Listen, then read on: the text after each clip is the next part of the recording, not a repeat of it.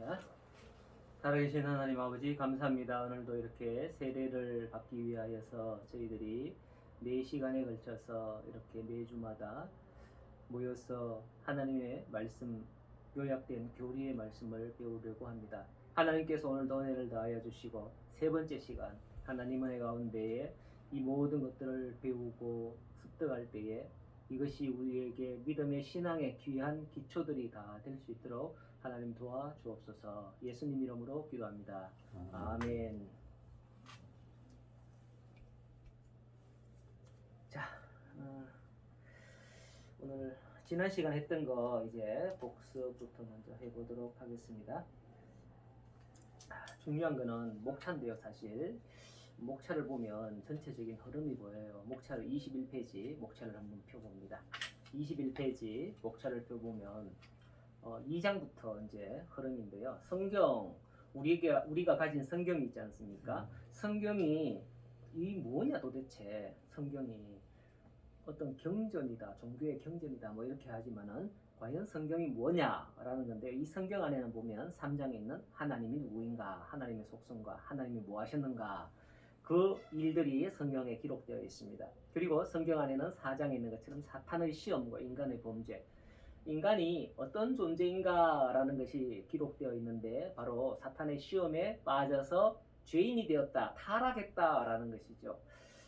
하나님께서는 모든 세상을 다 만드시고 인간과 하나님이 함께 존재하기를 원했는데, 사탄이 인간을 미혹함으로 말미암아 죄를 지어서 하나님과 우리 사이가 갈라지게 되었어요. 자, 그렇게 하나님과 떨어져서 우리는 하나님께로 도저히 죄 있는 인간은 가까이 갈 수 없는 그런 상태가 되었죠. 그래서 5장에 예수님이 등장합니다. 예수님이 이 땅에 하나님이신데 이 땅에 오셔서 인간의 몸을 입고 오셨다 그랬잖아요. 동정녀의 몸 마리아에 통해서 그렇게 오셔가지고 인간으로서 또 인성과 신성을 가지신 분이라 그랬지 않습니까? 인간으로서 또 하나님이시기 때문에 예수님께서 이 땅에 오셔서 죄는 없으시지만은 우리 모든 인간의 죄를 다 대신해서 지고 십자가에 죽으심으로 말미암아 인간과 하나님 사이에 다리가 되어 주셨다, 이렇게 지난번에 성경을 통해서 이렇게 말씀을 드렸습니다. 자, 그리고 이제 이 사실을 믿는 것에 대해서, 믿는 자는 구원을 얻는데 어떻게 해서 우리가 이 사실을 믿을 수 있느냐? 사실은 그냥은 믿어질 수 없거든요. 예수님 나를 위해서 죽으셨다, 이 말이 그냥 믿어질 수는 없어요. 그래서 이 말을 믿을 수 있도록 우리 성령님께서 우리 마음속에 움직이고 역사하셔서 성령님의 사역과 우리 성도의 구원에 대해서 말씀을 하고 있는 것이 바로 6장입니다. 자, 전체적인 목차 흐름이 이렇게 흘러가죠. 7장. 그래서 그렇게 예수님을 믿고 나 이제 구원받았다, 이렇게 되면 바로 그 시간에 바로 천국 뿅 가버리면 아무 문제가 없어요. 그런데 문제는 뭐냐 하면, 믿고 나서도 우리가 이 땅에 살아가고 있다는 거예요. 그런데 시간이 지나면 지날수록 인간은 망각의 동물이기 때문에 자꾸 이전에 있던 것들을 자꾸 잊어버려. 시간이 10년이 또는 20년이 지나고 나면 과거의 일은 까마득하게 잊어버리듯이 목차하고 있습니다. 21페이지. 과거의 일들은 까마득하게 잊어버리듯이 우리 믿음도, 내가 구원받았다, 예수님을 믿고 구원받았다, 이러한 사실들도 까마득하게 점점 잊어버리게 되는 것이 우리 인간의 모습이에요. 자, 그렇기 때문에 우리에게 뭘 주셨느냐? 교회를 주셨다라는 게 7장이에요. 7장. 교회와 우리 성도들의 생활, 교회를 통해서 우리 성도들이 어떻게 생활해야 되느냐, 어떻게 믿음 생활해야 되느냐 하는 그런 내용이 나오죠. 그러면서 이제 8장에 인류 역사의 종말과 예수 그리스도의 재림으로 이어집니다. 그래서 이 성도들이 인류 역사의 종말의 때까지 예수님을 믿고 예수님이 이 땅에 다시 공중 재림하여 오실 때에 우리 모든 사람들은 천국으로 들어가게 될 것이고 이 세상은 종말이 올 것이다 라는 것이 8장에서 기록되어져 있습니다. 자, 여기까지의 흐름을 잘 보셔야 돼요. 2장에서 8장까지를. 그래서 성경에서 하나님은 누구이고 인간은 누구이고 하나님과 인간 사이에 죄 때문에 갈라졌다. 그리고 그것을 회복시키고 우리가 하나님께로 하기 위해서 예수님이 이 땅에 오셨다. 예수님이 우리를 위해서 죽으시고 다리가 되어주셔서 우리가 하나님께로 갈 수 있다. 그런데 바로 가는 것이 아니라 우리가 이 땅에 주어진 생명만큼 남아있어야 된다. 아니면 세상의 종말이 올 때까지 우리는 이 세상에 남아있어야 된다.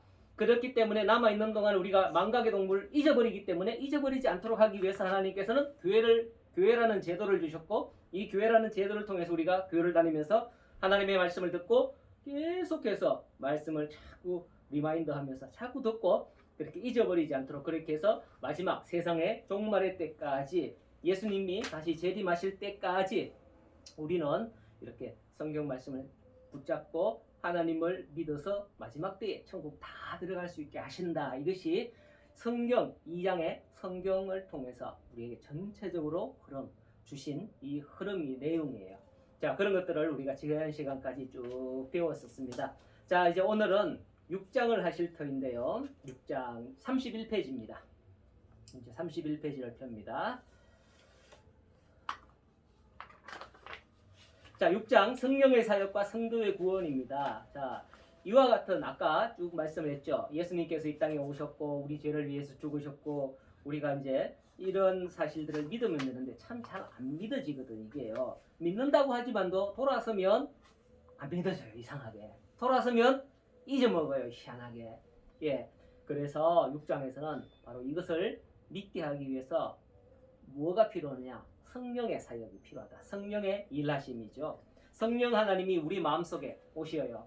예수님께서 사도행전에나 요한복음에나 이런 데 보시면, 요한복음에 보시면 예수님께서 우리를 위해서 보혜사 성령을 보내주시겠다. 우리를 보혜사란 말은 도우시는 분이거든요. 우리를 도우시는 분, 성령님을 보내주시겠다.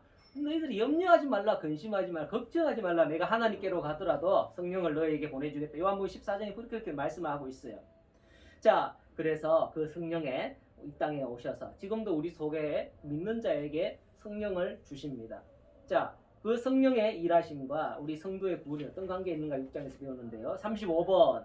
우리의 구원은 어떻게 시작됩니까? 라는 거예요. 하나님의 예정과 성령의 부르심으로 시작됩니다. 자, 우리의 구원은요, 하나님의 예정. 지난번에 한번 말씀을 드렸죠. 인간이 범죄하고 타락할 거라는 거 이미 하나님께서 다 아시고 다 이걸 준비해 놓으셨다고. 창세기에서 보면 창세기 3장 15절에 최초의 복음을 말씀을 하셨고, 그렇게 인간이 범죄하고 우리가 타락할 것, 이런 것들을 하나님께서는 다 아셨어요.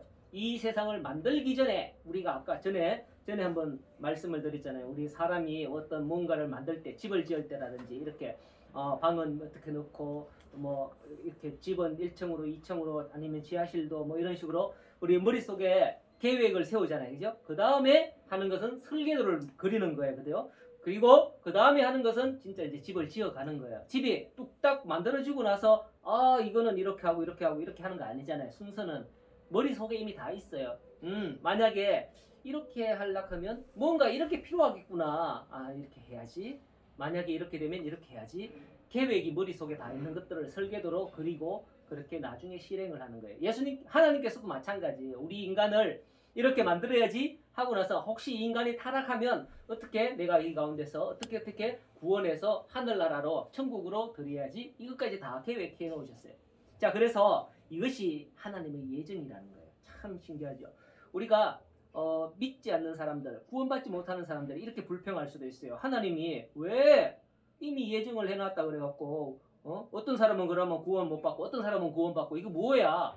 어떤 사람은 그렇게 불평할 수 있어요. 그러나 믿는 자에게, 하나님의 구원을 받는 자에게는 이게 하나님의 은혜예요. 그 사람들에게는 불평거리가 될 수 있지만은 믿는 자에게는 이게 은혜예요. 하나님께서 내가 태어나기 전에 이미 이렇게 다 예정해 놓으셨다니, 와, 대단하시구나. 이렇게 하나님의 예정과 성령의 부르심으로 시작돼요. 우리 구원은 성령께서 우리 마음속에 오셔가지고 내가 옛날부터 처음 네가 태어나기 전부터 너를 다 알았어. 너를 부를 거야. 이렇게 하며 우리를 예정해 놓으셨다는 것과 이 사실들을 성령께서 우리 마음에 깨닫게 하셔요. 그러므로 하나님 은혜가 감사하구나. 우리의 구원은 그때부터 믿는 그 순간부터 성령께서 마음속에 역사하시고 우리의 구원은 시작된다라는 겁니다. 36번. 성령은 무엇을 깨닫게 합니까? 다 했는 거예요. 성령은 하나님의 말씀, 하나님께서 이렇게 예정해 놓으셨구나 하는 그런 어떤 성령의롭던 하나님의 말씀, 그리고 우리의 죄, 성령께서 우리 죄를 깨닫게 하셔요. 참 우리는 설교를 들을 때라든지 이럴 때 죄를 이야기하고 이렇게 하면 참 거북하고 그렇게 해요. 그래서 설교자도 설교할 때 죄에 대해서 참 이렇게 언급하기에 좀 그래요. 그렇지만 하나님의 말씀을 들을 때 하나님께서는 성령이 우리 마음속에 오셔서 성령을 통해서 어떻게 하느냐? 우리 죄, 네가 죄가 있다. 이 죄로 네가 비참하게 지옥에 갈 것이다. 네 죄로 네 몸이 더럽다. 이런 것들을 우리에게 깨닫게 합니다. 그게 누가 깨닫게 하느냐? 성령께서 깨닫게 하지. 그게 뭐 어떤 내가 생각으로 뭐 이렇게 하는 거 아니에요. 성령께서 내 마음속에 오셨기 때문에 그것을 깨닫게 한다라는 것입니다. 37번 넘깁니다. 32페이지. 그러면 누가 우리를 거듭나게 합니까? 거듭이라는 말은 다시 태어나게 이 말이거든요. 우리가 성경에 이렇게 말씀했어요. 우리가 물과 성령으로 거듭나지 않으면 하나님의 나라를 볼 수 없느니라. 요한복음 3장에 그렇게 말씀했고요. 물과 성령으로 거듭나지 않으면 하나님의 나라에 들어갈 수 없느니라. 니고데모의 대화에서 니고데모와 예수님의 대화에서 요한복음 3장에 그렇게 말씀을 했습니다.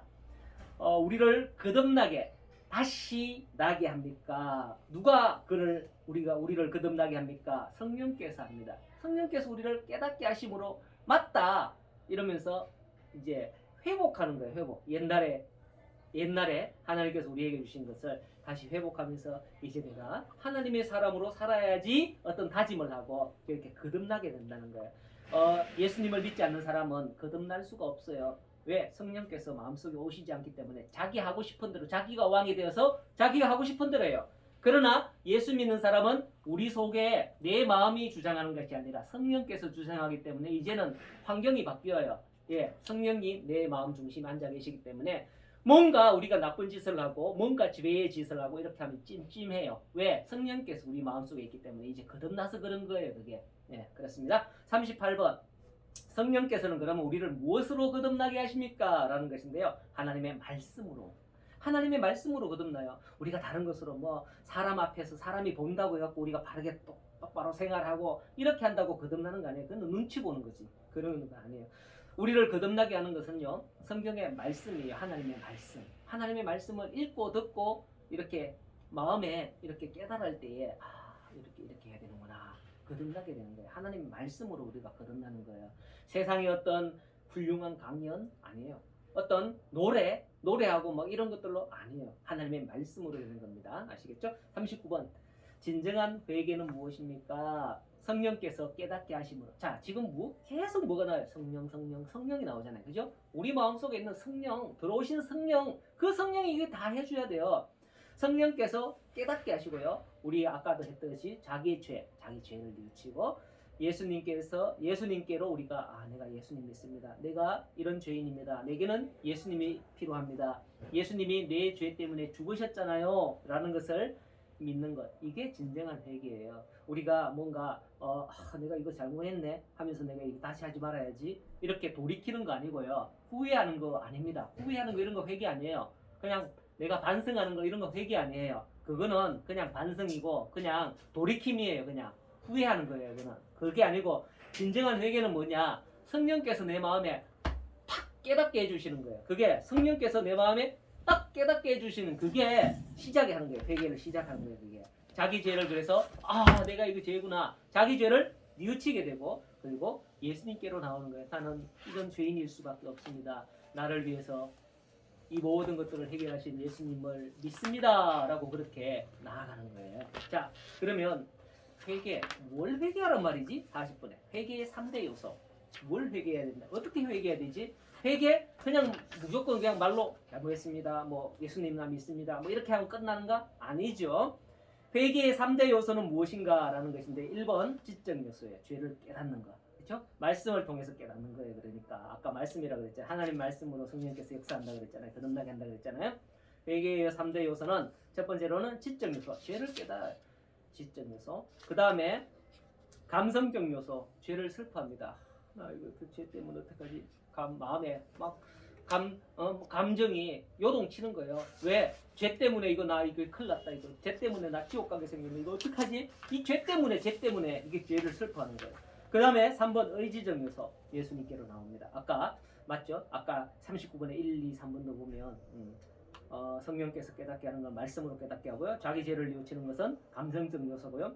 3번에 예수께로 나오는 것은 의지적 요소, 예수께로 나오는 것. 요게 일치가 되죠. 39번과 40번이 그죠? 예. 회개의 3두 요소는 지식적으로 알아야 돼요. 호세아 4장 6절 말씀에 보면 내 백성이 지식이 없어서 망하는도다 이런 말씀이 있어요. 하나님의 말씀을 알아야 된다는 거예요. 하나님의 말씀을 모르니까 사사기에 있는 것처럼 자기가 왕이 되어갖고 자기 마음대로 살아가는 거예요. 사람들이. 왜? 하나님의 말씀을 듣지 않고 하나님의 말씀을 모르니까. 그래서 지적인 요소가 중요하고요. 그 다음에 감성적 요소. 들었으면 그 말씀을 듣고는 깨달아야지 마음이 돌판같이 길가밭같이 딱딱하게 굳은 마음으로 내 생각으로 가득 차 있으면 안 되는 거예요. 이 마음속에 감성적인 요소 하나님의 말씀을 통해서 이런 내가 죄구나. 이것도 누가 깨닫게 해주시냐? 누가 깨닫게 해주시나? 성령께서 깨닫게 해주시는 거예요. 그리고 의지적인 요소 내가 이제 이렇게 살지 않고 믿음으로 살아야지 예수님 믿는 길밖에 없구나. 예수님께로 나옵니다. 자 41번 성령께서 어떻게 은혜를 주십니까? 라는 건데 계속 중복됩니다. 말씀. 그죠? 말씀 계속 나와요. 성령께서는 말씀을 통해서밖에 역사 안 해요. 우리가 뭔가 예쁘다고 그 사람이 성령이 아이고 너 예쁘네 너 구원받 그 뭐 세상에 TV에 나오는 연예인 캐스팅할 때나 길거리에서나 뭐 그렇게 아이고 이쁜데 모델 한번 해볼래요 뭐 이렇게 하지. 성령께서는 그게 아니에요. 성령께서는 말씀을 잘 믿고 지키고 따르느냐 이 말씀을 가지고 있느냐 이렇게 합니다. 그것 가지고 우리 성령께서 역사해요. 성경에 구약 성경에 보면 이스라엘 백성들은요 어릴 때부터 토라 율법의 말씀 모세오경 말씀을 달달달달 외워요. 어릴 때부터. 대단하죠. 모세오경 창세기 출애굽기 레위기 민수기 신명기 이 양이 엄청나거든. 이게 성경 이걸 외웠다니까 다 어릴 때부터. 뿐만 아니라 그런 중요한 구절의 말씀을 손목에 기호로 삼고 이렇게 하면서 성경에 보면 손목에 그걸 기호로 삼고 적어가지고 손목에다가 메고 있다는 거죠. 손목에다가 메고 있다. 예, 그렇게 메고 늘 말씀을 가까이 하는 그런 구약의 사람들을 볼 수 있는데요. 성령께서는 어떻게 은혜를 주시냐? 말씀. 우리도 말씀을 우리가 큰 숨 맑은 생각하는 큐티집 같은 거 있잖아요. 그죠? 그런 것들을 통해서 매일 구절 말씀 그 분량만큼 읽고 묵상하는 거 이런 것도 큰 도움이 됩니다. 아시겠죠? 말씀을 통해서 역사하는 거 꼭 기억하세요. 그 다음에 성례 우리가 여러분 세례 받는 거 있잖아요. 이게 성례라는 거예요. 세례 받는 거. 그 다음에 우리가 예수님을 기념하면서 포도주와 떡으로 이렇게 기념하면서 이렇게 나누는 거. 성찬이라고 해요. 이거는 성찬. 세례와 성찬을 성례라고 그럽니다. 예, 세례와 성찬을 성례라고 하는데 하나님께서는 그것을 통해서 예수님 뭐라고 말씀했느냐면 마지막 만찬이라는 그림 보셨죠? 12명의 제자 쫙 예수님과 앉아가 마지막 만찬 포도주가 떡 갖고 이렇게 나누는 그림 그죠? 거기에 보면 예수님께서 이것을 기념하라 이렇게 말씀을 하셨어요. 그래서 예수님 오실 때까지 우리는 그 성례식을 포도주와 떡으로 포도주는 붉은색이잖아요. 그래서 예수님의 피를 상징하는 거예요. 우리를 위해서 예수님이 피를 흘렸구나. 떡은 뭐냐? 육체를 예수님의 살을 찢겨주신 살을 상징하는 거거든요. 그래서 이것으로 예수님을 기념하는 성례식을 지금도 하고 있습니다. 자, 그 다음 기도를 통해서 주십니다. 성령께서는 어떻게 은혜를 주시냐? 기도를 통해서. 기도를 열심히 해야 돼. 기도를 열심히 해야 돼. 우리 김성자 성도님 새벽마다 와갖고 새벽 기도 하시고 이러 하는데 기도 열심히 해야 돼요. 이렇게 우리가 하나님 앞에 기도 열심히 하고 이렇게 하면 하나님께서 우리의 마음의 문을 열으시고 성령께서 오셔서 은혜를 주시는 거예요. 찬송도 기도입니다. 찬송은 빠졌네. 아이고 찬송도 곡조 있는 기도입니다. 아시겠죠? 찬송도 똑같아요. 찬양 부를 때 우리 마음이 평안해지고 참 은혜롭잖아요. 그죠? 예, 찬송도 기도에 들어갑니다. 그러니까 성령께서는 이런 것들로 통해서 은혜를 주신다. 말씀과 기도. 오직 말씀과 기도밖에 없다라는 거 꼭 기억하셔요. 자, 42번. 죄인이 어떻게 의롭다함을 여김을 받을 수 있습니까? 라는 건데요. 죄인이 의롭다 여김을 받는 것은 내가 잘나서 이뻐서 힘세서 뭐 돈이 많아서 이런 거 아니에요. 1번 하나님의 은혜로. 하나님의 은혜예요. 성령께서 우리에게 오신다고 했잖아요. 그 다음에 예수 그리스도를 믿음으로 받을 수 있습니다. 우리가 의롭다는 것은 예수 그리스도를 믿음으로 예수님의 옷을 입어야 되지 내 육체는 내 몸은 더럽습니다. 죄입니다. 죄인입니다. 그렇기 때문에 예수님의 의로운 세마포 옷을 입어야 되는 거예요. 그래서 예수 그리스도를 믿음으로 우리가 의롭다 여김을 받을 수 있습니다. 자, 43번. 그러면 성화란 무엇인가? 라는 건데, 성화. 이게 거룩할 성자잖아요. 거룩하여진다 이 말이거든요. 성화가 거룩하여진다. 성화란 거룩하여진다. 이 거룩하여지는 것이란 그러면 뭔가? 왜 우리가 어떻게 뭘로 거룩해진다 라는 것인가? 계속 나오잖아요. 성령이 계속 나오죠. 아까도 말씀도 계속 나오고죠. 성령께서 계속적이고 은혜로운 일로 우리가 성화 거룩하게 되어지는 거예요. 네. 성령께서 우리에게 함께하지 않으면 우리는 그냥 바로 제자리로 돌아갈 수밖에 없어요. 내가 해갔구나. 예, 성령께서 함께하기 때문에 우리가 성화되어가고 있고요. 성화라는 것은 죄인을 깨끗하게 하시는 것. 깨끗하게 날마다 죄를 깨끗하게 날마다 3번 새롭게 하시는 것. 4번 우리로 선한 일을 할 수 있게 하는 것. 이것이 성화되어가는 거예요.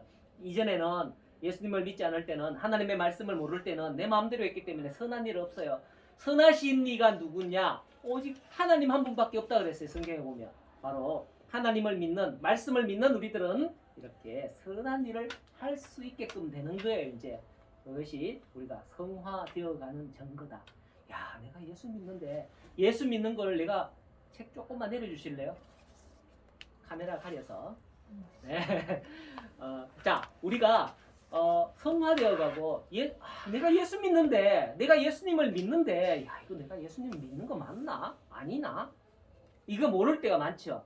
야, 내가 교회 다닌다고 이거 구원받겠나? 이럴 생각이 들 때가 가끔씩 있어요. 네, 그때 우리를 성화해 가는 그 역할을 하는 분이 성령님이고요.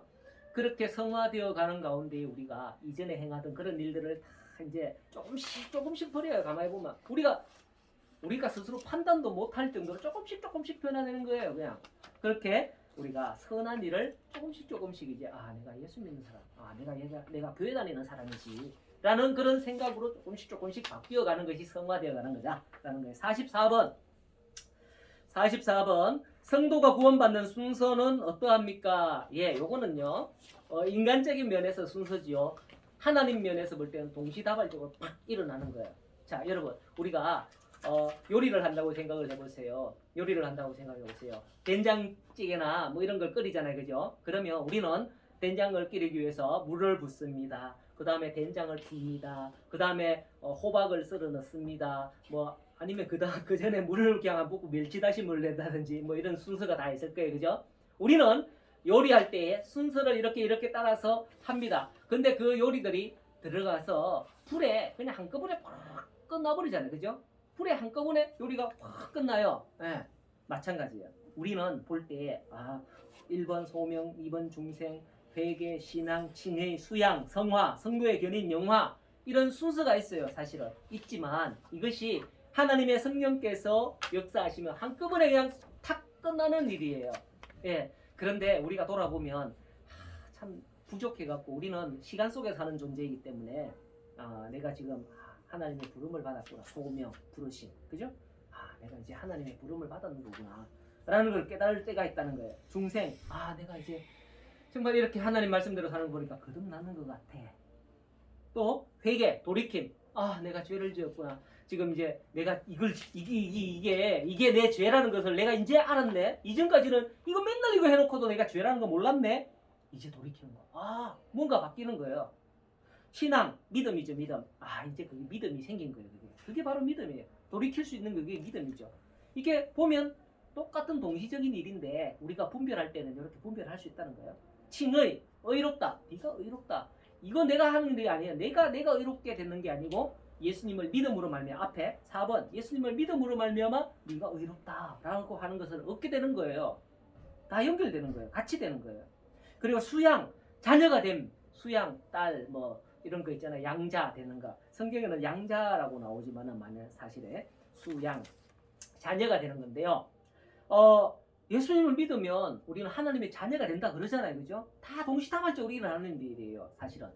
내가 하나님의 자녀구나. 근데 우리는 깨닫기를 내가 하나님의 자녀가 아닌가 봐. 하나님의 자녀인가 같구나. 이런 식으로 우리가 어느 순간인가 그게 깨닫게 돼요. 여러분 신앙생활 하다 보면 깨닫게 돼요. 자, 그 다음 성도의 견인 하나님의 성화 아까 성화했잖아요. 거룩하게 되어 간다고요.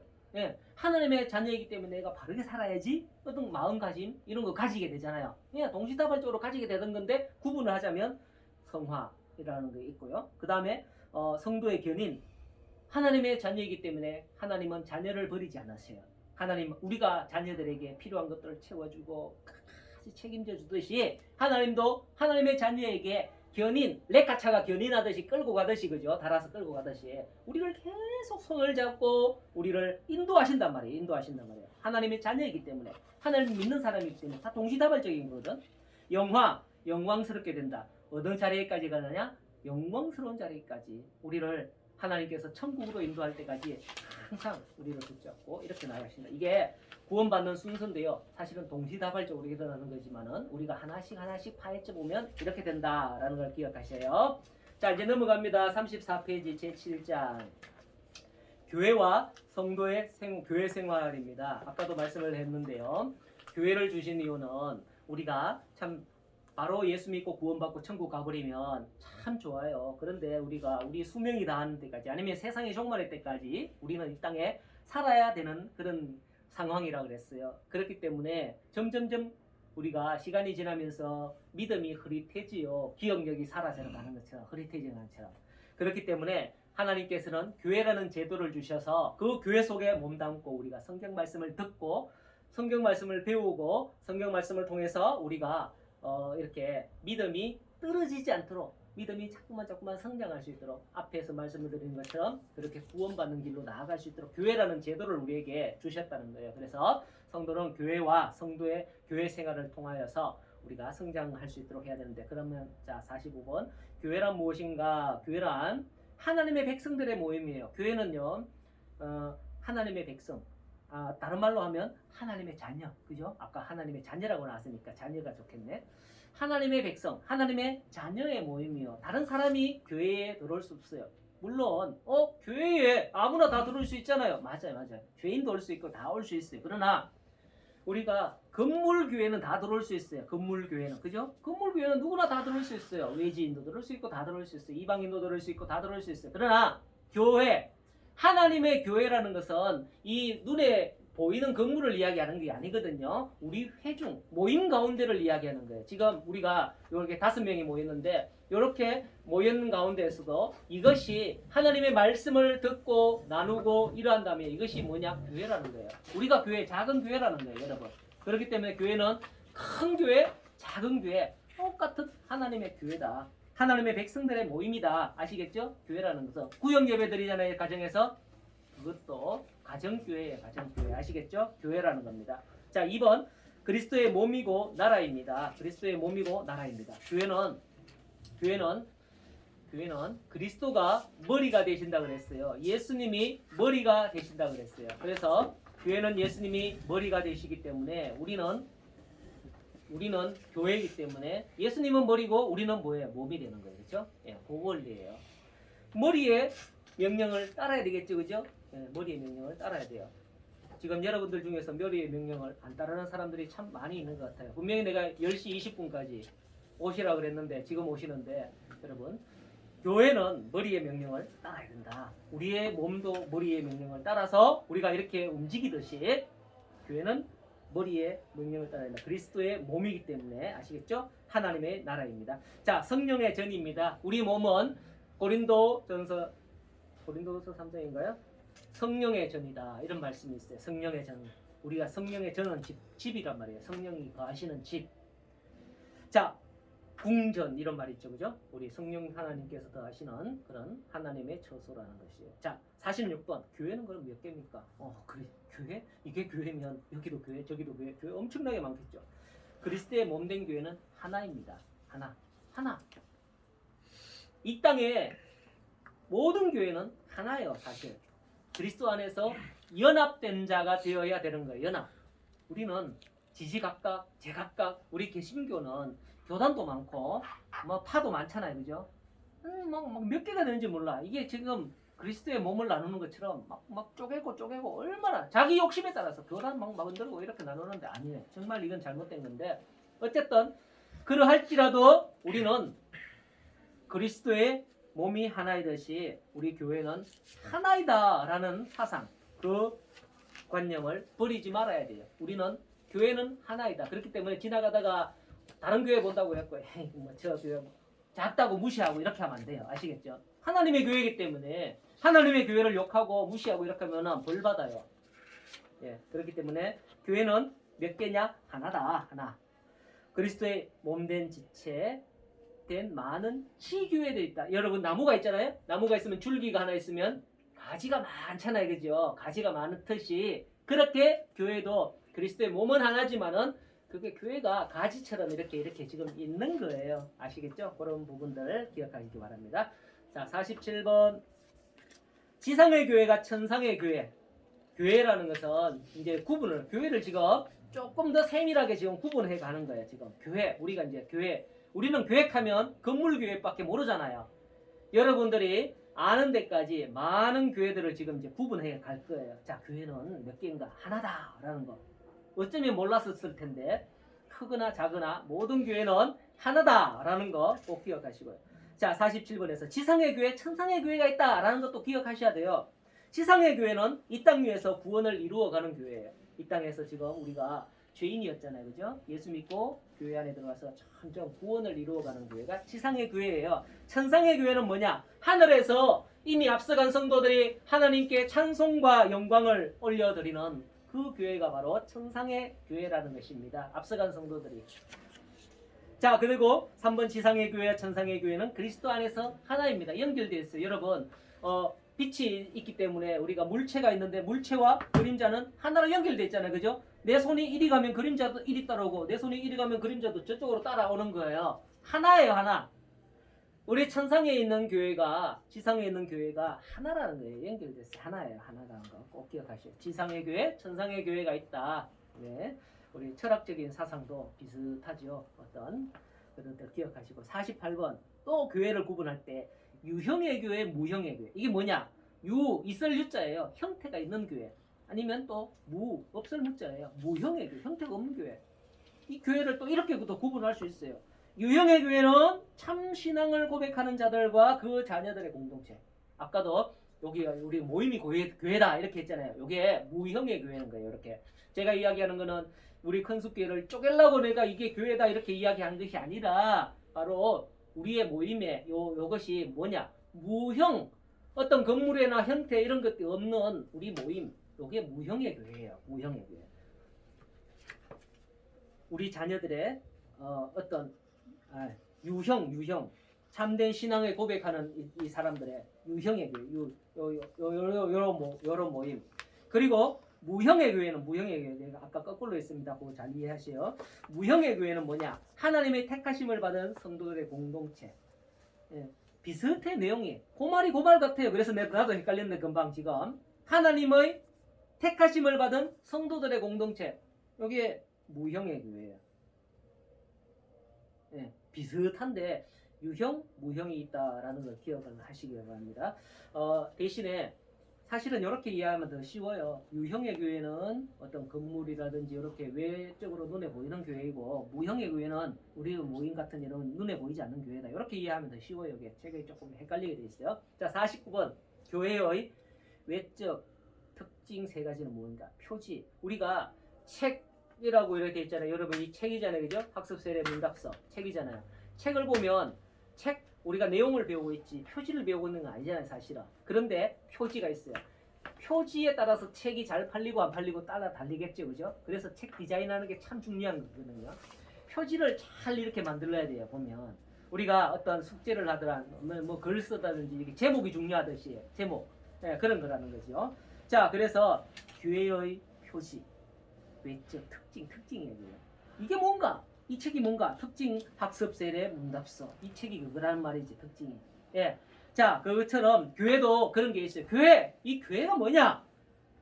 교회는 1번 말씀의 바른 전파, 2번 성례의 바른 집행, 3번 권징의 바른 시행. 요 세 가지입니다. 교회가 뭐냐? 하나님 말씀 배워야 되잖아요. 교회가. 그래야 우리가 말씀을 안 까먹죠. 그죠? 안 잊어먹죠. 종말의 때에 우리가 믿음으로 구원받을 수 있도록 그렇게 가는 거예요. 자, 그 다음에 성례의 바른 집행. 성례.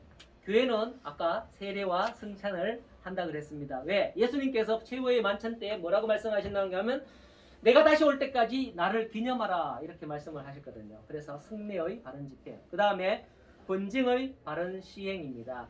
권징은 뭐냐? 우리 가운데 여러분, 지난번에도 내가 한번 말씀을 드렸어요. 여러분들이 잘못하고 있거나 아니면 그렇게 하면 그리스도의 직분을 이야기하면서 한번 말씀을 드렸어요. 예수 그리스도라는 건 뭐냐? 왕, 선지자, 제사장이라 그러면서 선지자적 사명을 가지고 지금 막 선포하고 죄를 지적하고 이거 잘못했어. 회개하라. 천국이 가까워왔느니라. 누가 말했어요? 세례요한 말했잖아요. 그죠? 광야에서 외치는 자의 소리가 있어서 회개하라. 천국이 가까이 왔느니라. 이 세례요한이 외쳤어요. 보면 마태복음에 보면 1장에 보면 교회도 마찬가지로 잘못한 사람에 대하여서 잘못했습니다. 이렇게 권징, 징계를 내린다는 거예요. 그런 것들을 바르게 시행해야 되는데 오늘날 교회가 이게 안 되고 제일 안 되고 있는 게 바로 요거예요. 죄 지은 사람이 있어도 그냥 방관하고 놔둬버리는 거. 요것 때문에 교회가 타락하고 요것 때문에 교회가 싸우고 요것 때문에 교회가 갈라지고 있어요. 여러분 꼭 기억하세요. 교회 하나님의 말씀 앞에서 잘했고 잘못했고 하나님 앞에서 하나님이 판단하실 겁니다. 자, 50번 교회의 권징. 왜 권징을 시행해야 되는데요? 그런 교회의 거룩성을 유지하고 향상시키기 위해서입니다. 교회가 권징이 시행되지 않으면 담대하게 죄를 지어요. 이거 해도 괜찮네. 담대하게 죄를 지어요. 교회 다니면서도 술 먹고 담배 피우고 모든 죄악된 그 마약 뭐 여러 가지 여자 여러 가지 이런 것들 다 해요. 왜? 교회에서 권징을 시행하지 않거든요. 그러니까 교회가 점점 이런 일들로 인하여서 거룩성이 훼손되어지고 점점 타락해져 가는 거예요. 교회는 이런 권징을 시행을 해야 되는데 오늘날 교회가 이게 부족하다. 그런 거. 51번. 예수님은 교회와 어떤 관계가 있느냐? 예수님 아까도 다 했죠. 교회의 머리가 되신다. 모든 권위의 근원이 되신다. 머리에서 다 생각이 나오잖아요. 그죠? 그 다음 말씀과 성령으로 교회를 다스리는 주님이 된다. 예수님은 다스리는 분이에요. 왜? 머리가 판단하고 머리가 결정하잖아요. 그처럼 예수님은 말씀과 성령으로 교회를 다스리는 주인님이라는 거예요. 사실은 줄여서 주님인데요. 주인 주자예요. 이게 주인 주자, 님은 뭐 높인 말이죠. 자, 52번. 교회의 3대 영적 권세는 무엇입니까? 교회가 권세가 있어요. 교회가 이런 권세를 하나님께서 교회에 주셨어요. 교훈권. 그러니까 교훈이라는 것은 뭡니까? 바르게 어떤 진리를 지키고 계승하는 그런 교훈. 교훈의 말을 듣잖아요. 그죠? 교훈의 말을 들으면 학교에서는 교장 선생님이 교훈하잖아. 뭐 이런 식으로 바른 말을 전하는 거예요. 우리 학생들은 이렇게 살아야 됩니다. 뭐 이렇게 이게 교훈이에요. 우리 성도들은 이렇게 살아야 됩니다. 이게 교회의 교훈이에요. 교훈권이 있어요.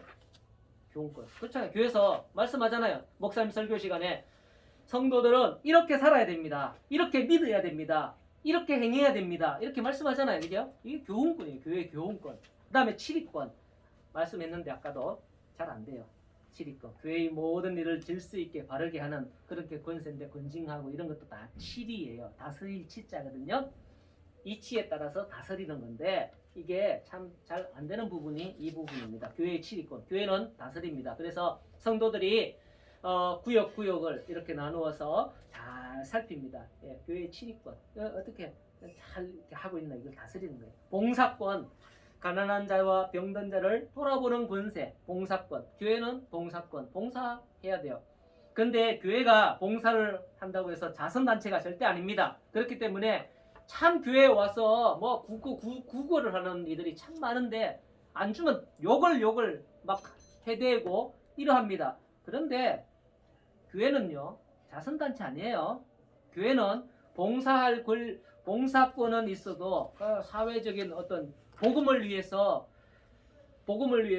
섬기고 봉사는 해야 되지만은 그런 구제하고 막 이런데 돈 줘야 되고 이런 어떤 책임이 있는 건 아니에요. 그런 것도 나라가 해야지. 나라가 이 백성을 다스리니까 나라가 해야 될 일이고 우리는 교회는 성도들 가정을 성도들을 다스리니까 7위권 아까 했잖아요, 그죠? 성도들 다스리니까 교회는 우리 성도들의 삶의 형편을 돌아봐야 되는 게 교회의 할 일이에요. 외부인들 뭐 구제 뭐 도와달라고 온다고 해갖고 그거 돈 만 원씩 뭐 얼마씩 주는 거 그게 교회가 할 일이 아니에요. 교회라는 것은 성도 믿는 자들 교회에 소속된 자들을 7위권 그게 있다는 거예요. 7위권 안에서 봉사하고 구제하고 섬기고 이런 일들을 해야 된다라는 걸 꼭 기억하시기 바랍니다. 자, 53번 장로의 정치란 무엇인가? 장로회 우리 교단이 대한예수교 장로회입니다. 교단 자체가 그죠? 교단이 어떤 교단이 있는가 하면 대한예수교 기독교 감리회라는 거 감리교 아시죠? 그런 것도 있고요. 교단이요. 또는 순복음이라는 거 있어요. 하나님의 성회 뭐 이러면서 순복음 하는 거 있죠. 교단이 이런 여러 가지가 있어요. 우리 교단은 장로회입니다. 장로회 정치란 뭐냐? 장로회라고 했고 장로가 대장이고 이거 아니에요. 이거 잘 알아야 돼요. 이거를 잘 알아야 돼요.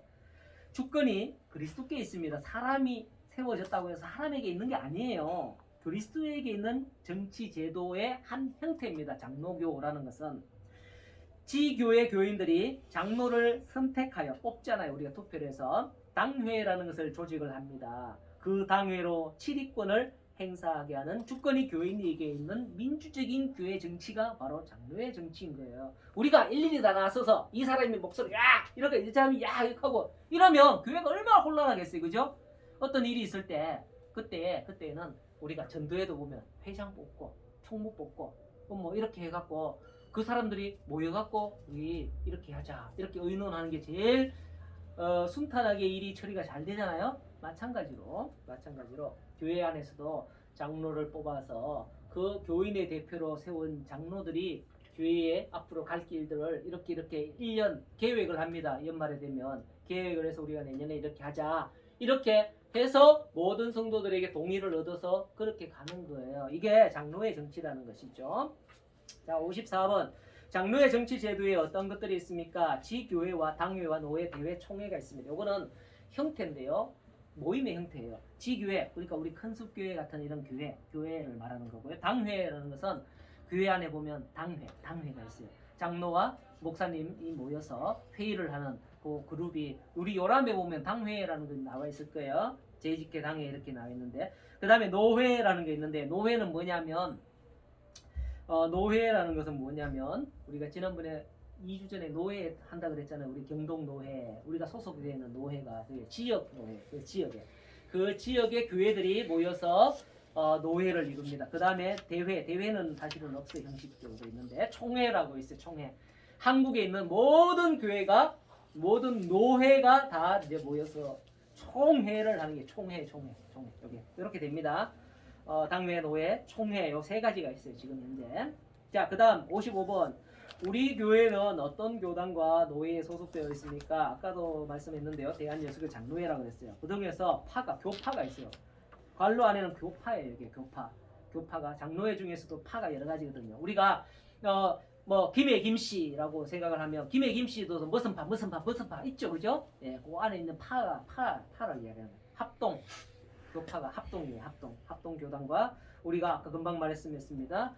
경동노회, 경북 동쪽에 있는 노회다. 뭐 이런 의미인가 그런 것 같아. 하여튼 경동노회 이렇게 우리가 노회 소속입니다. 자, 56번 우리 교회의 조직은 무엇입니까? 우리 교회 조직은 아까도 말씀했습니다만 요람에 보면 있습니다. 요람에 보면 공동의회, 당회, 재직회 이런 것들이 있습니다. 우리 교회의 조직이 이와 같습니다. 공동의회는 세례를 받은 사람들 이상 모임입니다. 이게 연말 예결상 공동의회라고 해서 11월 말 아니면 12월 초에 아마 이런 게 있어요. 이런 게 있으면 다 참석해갖고 우리 교회에 헌금했는 것들 예산들이 어떻게 예결산이 되어지는지 그런 거 보면 좋아요. 그런데 참 안 참석 우리 교회 참석을 참 안 하더라고. 교인이 한 300명 400명 되는 것 같으면 30명도 참석 안 해요. 10분의 1도 참석을 안 하더라고. 참 안타까운데 왜 이런 것들을 공동의회는 우리 세례받은 이상은 다 참석할 의무가 있는 겁니다. 그런데 참석 안 해서 안타까운데 자, 그 다음에 당회는 이제 목사님, 장로님만 그리고 재직회라는 것은 집사님 이상 직분을 받은 사람들이 이제 한 3개월인가마다 우리 교회는 재직회를 하고 있어요. 그런데 그때도 마찬가지로 참석을 안 하는데 직분을 받으면 재직회도 한번 참석하시고 물론 시끄럽긴 한데 뭐 참석하실 것 같고 우리 교회가 어떻게 돌아가는지 알아야 뭐 교회를 위해서 일을 하든지 내가 일을 해야 되겠다 뭐 이런 것들을 판단하겠죠. 예, 알아야 돼요. 그냥 뭐 교회에 다니는 내몰라라 이렇게 하면 안 되겠죠. 자, 57번 우리 교회 담임 목사님 이름은 무엇이며 교회의 역할은? 담임 목사님은 혜빈아, 담임 목사님은 누가 혜빈이야? 혜빈이 연빈이야? 담임 목사님 이름 뭐야? 장성진 맞죠? 장성진 목사님. 교회를 대표하며 목회하고 공동회 당회와 재직회를 인도하는 회장입니다. 예, 우리 교회 담임 목사님 이름 다 아는데 내가 한번 물어봤어요 그냥. 자, 58번 주일에 헌금할 일, 주일에 금할 일과 힘써야 할 일. 그러니까 금하다, 금지해야 될 일.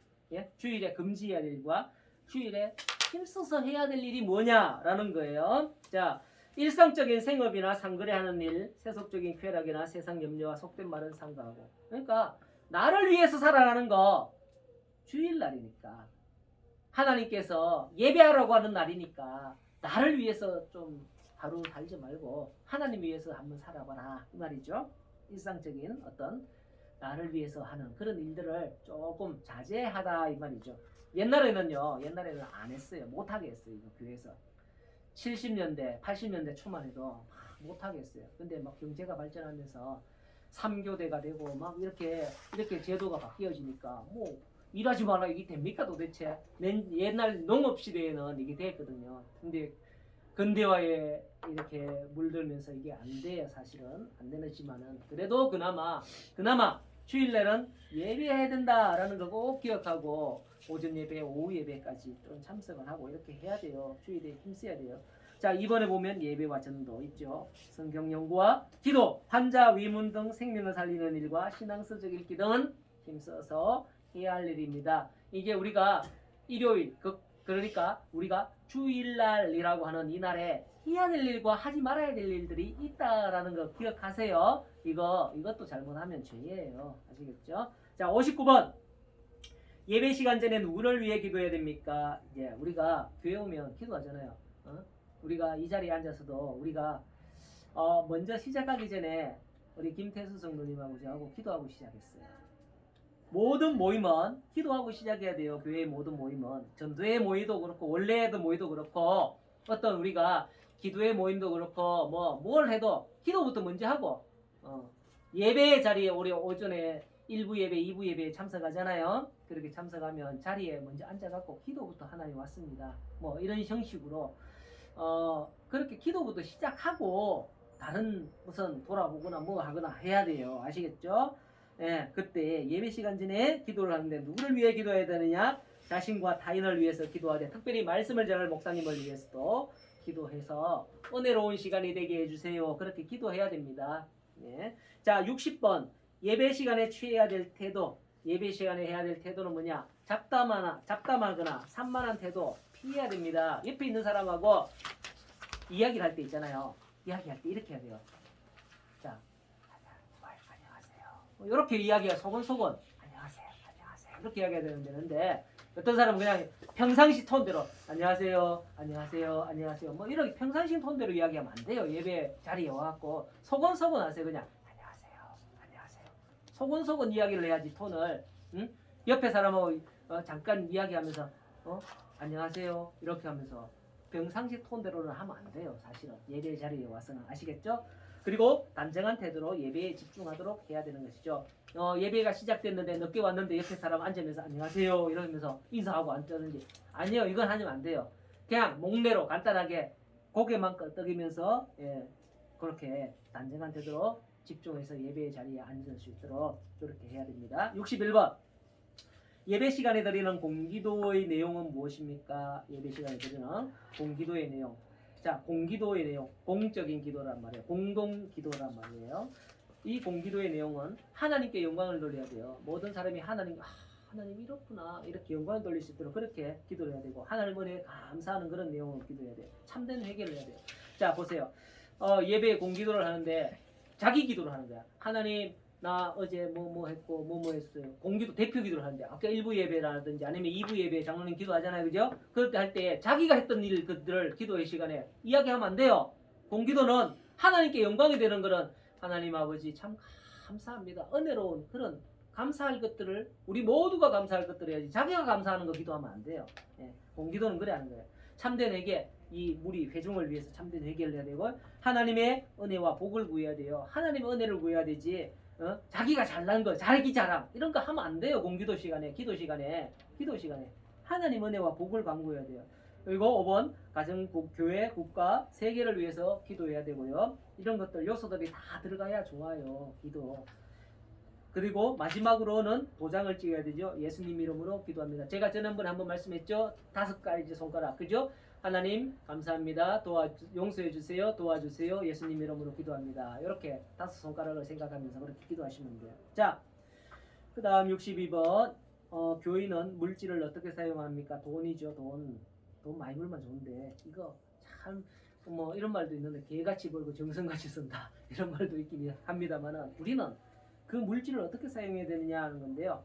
모든 물질은 주님께 받은 것이므로 주님의 선한 일에 아름답도록 그렇게 사용할 수 있도록 해야 됩니다. 예, 내 마음대로 내가 하고 싶은데 내 건데 뭐 이러면서 그렇게 쓰는 게 아니라 우리는 하나님께서 내게 이거 주셨다라는 그런 믿음으로 하나님 선한 일에 이거 다 사용되게 해주세요. 하나님께서 내게 주신 자녀들을 잘 양육하도록 쓰는 것도 선한 일이에요. 그러나 어떻게 쓰는 게 선한 일이 아니냐 하면 내 자식을 위해서 내 자식만을 막 이렇게 막 어떻게 내 자식 어떻게 하겠다 이런 생각을 가지고 막 내 자식을 위해서 막 이렇게 하는 거 이건 선한 일이 아니에요. 그러나 내 자식이 하나님께서 주신 자식이잖아요. 하나님 이러면서 이 자식을 위해서 내가 쓸 수 있는 거 하나님 주세요 돈. 그러면 그 자식을 위해서 내가 이렇게 받은 걸 갖고 이렇게 쓰는 거 이게 선한 일이에요. 이거는 생각을 어떻게 하느냐에 따라 관점이 조금씩 들리죠. 예, 그 사실을 기억하세요. 자 63번 교인은 어떻게 경제적으로 협조해야 됩니까? 교회의 모든 재정과 사업에 성심껏 협조해야 됩니다. 우리 교회가 참 어려운 일이 있을 때 부주도 하고 추기도 하고 여러 가지 하잖아요. 그죠? 교인은 이와 같은 교회의 재정과 사업에 헌금 11조도 하고 감사헌금도 하고 주일헌금도 하고 이런 것들 우리가 헌금하잖아요. 왜? 헌금을 내니까 여러분들이 지금 이렇게 교회에서 편안하게 신앙생활할 수 있고 여러 가지 즐길 수 있고 누릴 수 있는 거예요. 예. 그러니까 우리 학생들은 어른들이 이미 얼마나 이 교회를 지었는다고 돈을 많이 냈겠습니까? 그렇게 해서 교회를 지었어요. 그렇기 때문에 이 좋은 시설에서 신앙생활 할 수 있는 거 아닙니까? 그렇기 때문에 교인들은 교회를 위해서 우리가 성심껏 교회의 재정과 사업에 협조하는 것이 옳습니다. 자, 64번 헌금은 어떻게 드려야 됩니까? 자, 보세요. 이거 한 가지 잘 짚어줍니다. 우리가 이게 자 여기 돈 있어요. 이거 뭐예요? 아유 대답을 안 해. 이게 뭐예요? 돈인데 카드에 뭐예요? 현금이죠? 내가 이걸 이야기하려고 하는 거야. 단어를 잘 보라는 거야. 요거는 카드가 아니고 현금이에요. 현재 할 때 그죠? 현자예요. 그런데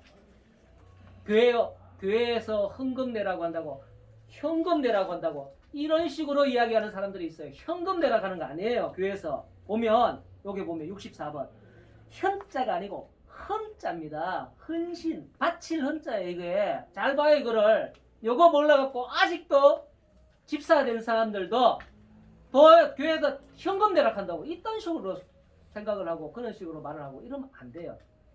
헌금이에요. 우리가 드리는 거는 바친단 말이에요. 헌금 아시겠죠? 이 단어를 잘 구분해야 돼요. 비슷비슷해 갖고 요게 참 그래요. 우리는 헌금을 합니다. 헌금 11조 헌금 감사 헌금 주일 헌금 이렇게 헌금이에요. 바친단 말이에요. 바친 금전 돈이다 이 말이에요. 그렇죠? 요 사실을 잘 구분하시라고 제가 강조합니다. 요 부분은 그래서 몸과 마음과 정성을 다해서 우리가 헌금을 드릴 수 있도록 해야 된다라는 거예요. 아시겠죠?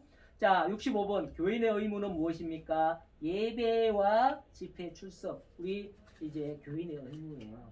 이 교회가 세워졌고 많은 성도들이 있는데 한 사람도 교회 예배 집회 출석 안 한다? 물론 코로나 때문에 안 할 수도 있어요. 못 할 수도 있어요. 정부에서 막 강력하게 제지하기 때문에 못 할 때도 있어요. 그렇지만은 우리 지역은 아직까지 한 번도 포항시에서 강력하게 제지하거나 집회 금지 명령이 내려졌거나 이런지도 않았어요. 그럼에도 불구하고 예배 집회에 참석하지 않는 사람들이 얼마나 많은지 몰라요. 왜? 코로나 핑계 대면서 교회 오기 싫으니까. 교인의 의무는 예배 집회에 참석해야 될 의무가 있어요. 아시겠죠? 꼭 기억하세요. 교회 일에 또 참여해야 될 의무가 있어요. 그리고 주님의 일에 대한 재정적인 책임의 의무가 있어요. 이건 아까도 말씀했기 때문에 넘어가고요. 그 다음에 4번 성경의 교훈을 힘써 행해야 될 의무가 있어요. 배웠으면 행해야 되죠. 그죠? 야고보서에 보면 행함이 없는 믿음은 무슨 믿음이다? 죽은 믿음이다 했잖아요. 아무도 모르나? 행함이 없는 믿음은 죽은 믿음이다 그랬어요. 우리가 배웠으면 하나님의 말씀을 교회를 통해서 배우면 행해야 돼요. 알겠죠? 성경의 교훈을 힘써 행하며. 그 다음 교회의 헌법에 순종할 의무가 있습니다. 우리가 교회에도 법이 있어요. 그런 어떤 규칙이 있어요. 그것들에 순종해야 될 의무가 있다라는 거예요. 자, 마지막인데 오늘의 마지막 66번 교인의 권리는 뭔가? 의무는 아까 65번이고요. 의무 이거 해야 된다. 우리는 이 의무 안 하면서 권리만 찾는 사람들이 많은데 권리가 있어요. 또 여러분들이 찾을 권리가 있는데 권리는 뭐냐? 교회의 정회원이라는 거예요. 아까 교회의 정회원이 되면 세례를 받으면 여러분들이 어디에 참석을 해야 된다 그랬죠? 마지막 연말에 하는 공동의회, 그죠?